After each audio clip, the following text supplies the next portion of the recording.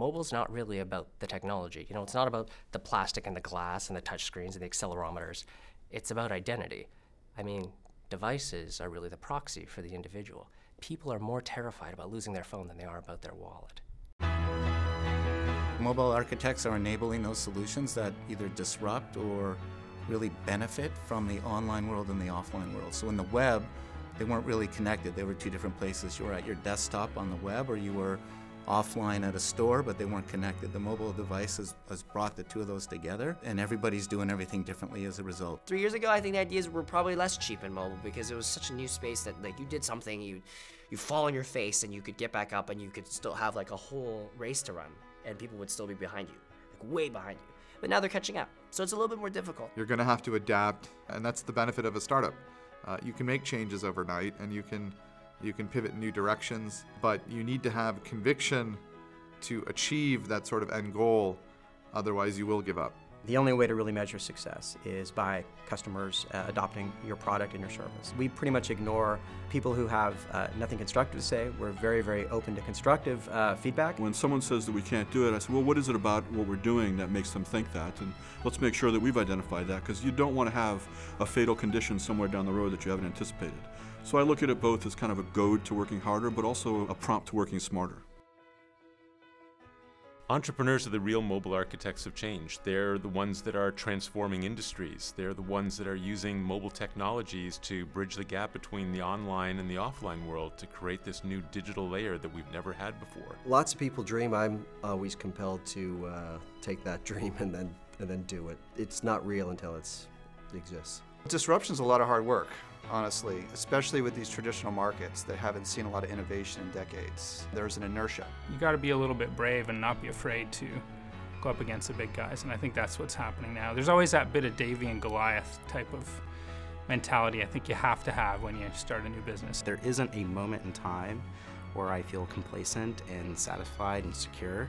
I think every day is a constant battle towards, am I doing the right thing? The hardest part is always thinking, how are you going to continue to innovate and continue to move quickly ahead? There's a mythological idea of a charismatic CEO that builds an awesome company, but it's really about the people that they first surround themselves with, that core team. The labor force is the asset, really, and to me that's the most exciting thing, is finding great people, working with those people on a daily basis, and learning how do I do whatever I can to help them be successful and ultimately help the company be successful.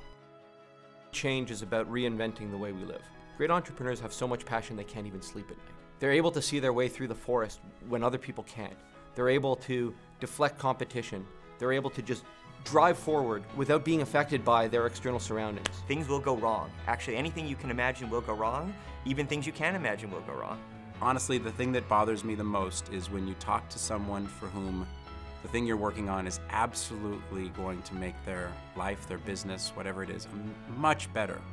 And to have them say, I don't see the value. Nothing.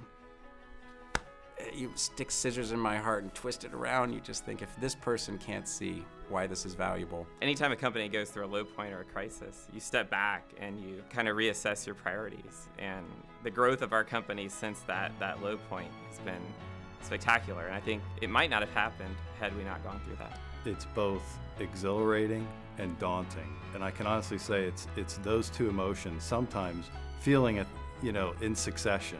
Sometimes you feel it at the same time. That uncertainty that's part of being in a startup is also the exciting part, because you're able to effectively do things that people haven't done before, move quickly, and when it works, there's no bigger high. It is like having a baby with 23 other people.